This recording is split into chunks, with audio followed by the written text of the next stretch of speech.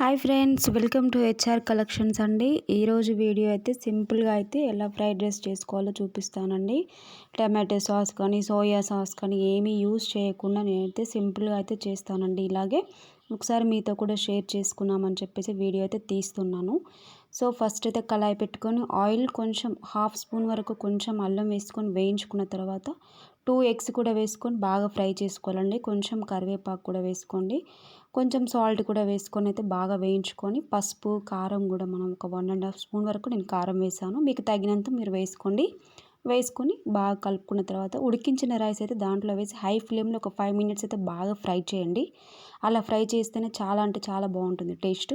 ఇప్పుడైతే బాగా ఫ్రై అయిన తర్వాత నేను కొంచెం అంత సాల్ట్ రైస్కి సరిపడినంత సాల్ట్ అయితే వేసేసుకున్నాను. ఇప్పుడు అది కొంచెం ఫ్రై అయిన తర్వాత గరం మసాలా అండి, గరం మసాలా కూడా వేసేసుకున్నాను.